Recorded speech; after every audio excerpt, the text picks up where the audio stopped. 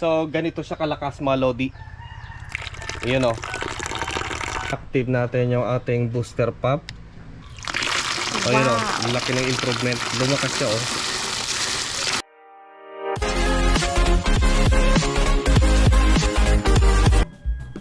Good morning mga adik, magandang araw sa inyong lahat. Dahil wala tayong problema sa kuryente. Alam niyo ang problema na lang natin ay mahina yung pressure ng tubig namin. Kasi nga ay gravity lang yung nagtutulak para boba yung tubig. Hindi siya pressurized. So ganito siya kalakas mga lodi. Ayan o. Mahina siya, wala siyang ka-pressure. Sa layo na kasi ng tangke, tapos bababa lang.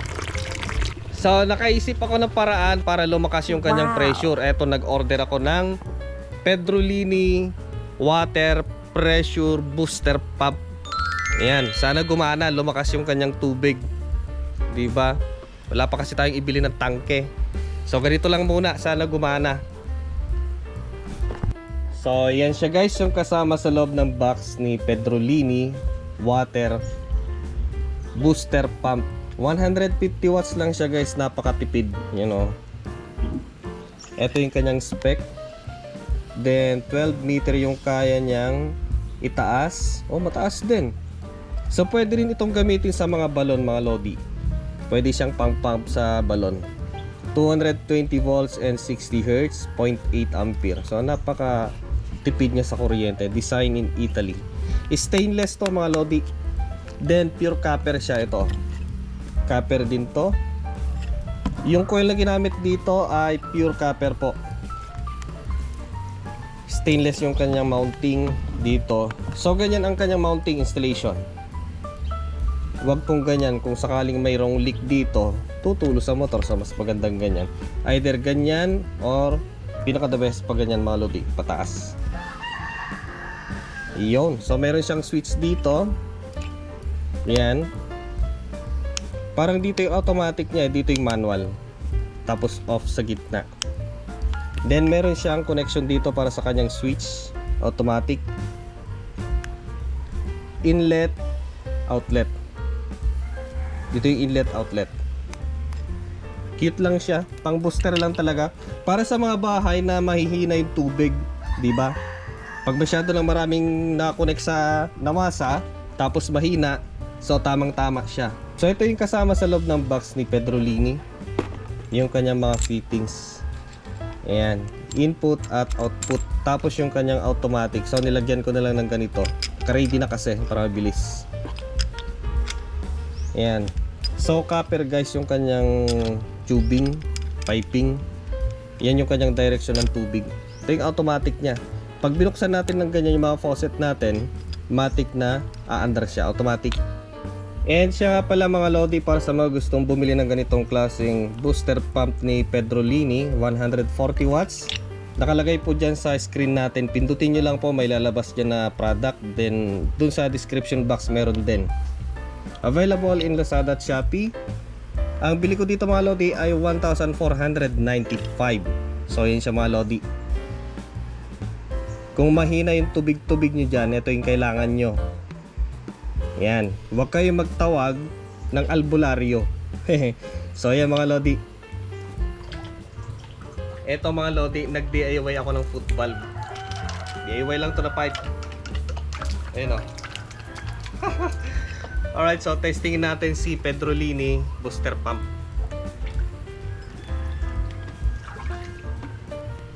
I-prime lang natin yung ating foot valve.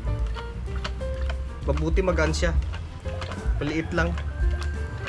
Yan o. Then isaksak natin to.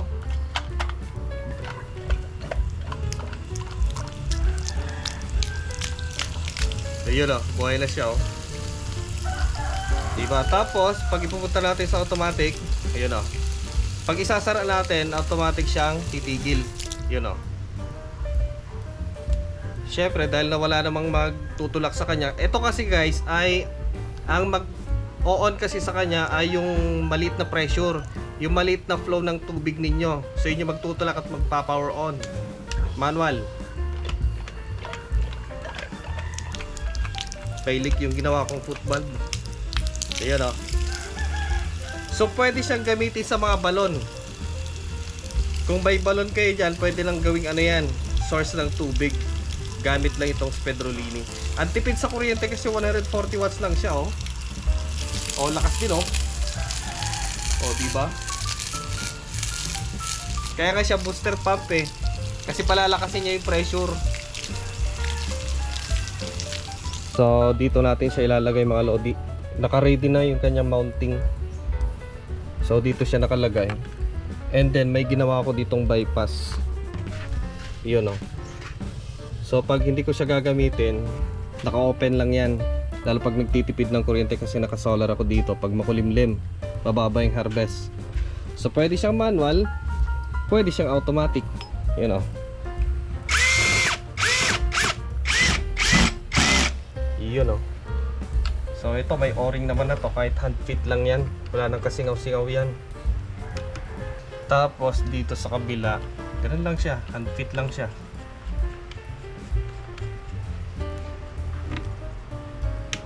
Alright, yung wiring niya ay napakadali lang. Ayan, lagay lang natin yung wire dito. Yan, o, tapos saksak natin sa outlet. Yun, so pwedeng manual, pwede ring, ang tahimik, oh. Naririnig nyo ba? Mas maingay ng electric fan sa loob eh. Oh, tahimik. Tapos dito naman yung kanyang matic. So kapag binuksan niya yung tubig, merong flow ng tubig na mahina. Itutulak niya yung ano dito, yung parang switch. Ayan, ewan ko anong switch yan, basta switch, electronic switch. Tutulak niya yun, tapos mag-switch on, aandar yung kanyang motor. Tapos pag sinaraan yung ganon, wala nang flow of water, magsasara siya ulit, titigil na naman siya. So ayan siya guys, automatic and manual. Tahimik, oh.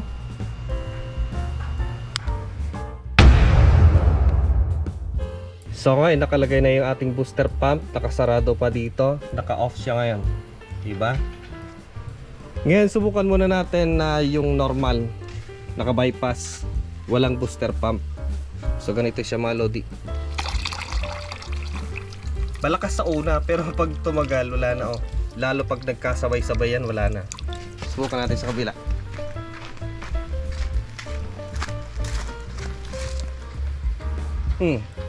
Nana. Uy, gising. Wala na, nakabukas kasi dun eh. Sarado natin dito para fair. Then ayun, sa una lang yan. Oh, nana. Then ngayon ay i-active natin yung ating booster pump. Yun, buksan na natin dito. Then isarado natin yung bypass para walang dadaan dito. Dadaan yung tubig dito sa ating booster pump. Ayan, so tutulak niya ngayon. Subukan natin. Pansin ninyo, lumakas siya. Sa unang bukas natin, mahina. Tapos bigla siyang sisirit. Ayan, oh. Diba? Lumakas siya, oh. Ang laki ng improvement. Kasi yan, hihigupin na niya, pupwersahin na niyang hihigupin yung tubig sa tangke. Diba?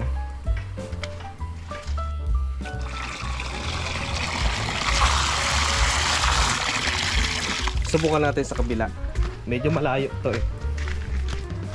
Subukan natin. So yun, oh, laki ng improvement. Lumakas siya, oh. Diba? Kahit sa paano hindi ka na mababakot na maghintay. Sarap maligo. Hindi ka na mababakot na maghintay. Sa unang bukas mo mahina eh. Tapos bigla siyang sisirit. Kasi nga mag-activate yung water pump. Matik siya pag sinara mo, automatic titigil yung pump niya kasi masasarahan yung flow of water. Para sa mga namumroblema ng mahinang tubig sa lawasa at wala pang pambili ng pressure tank, eto guys ang solusyon dyan. So para sa mga interested na bumili ng ganitong booster pump ni Pedrolini, ayan nakalagay po sa ating description or nasa screen natin. Dyan pindutin nyo lang sa screen natin, may lalabas na products dyan. Then pindutin nyo yun, mareredirect kayo kay Shopee or Lazada. Sa mismong pinambilhan ko to. Ayan, murang-mura mga lodi. Ayan, kaysa naman bibili kayo ng tangke ang mahal. So yan lang ang solusyon yan. Napakadali. Yung wiring niya, plug and play lang, napakabilis, napakadali.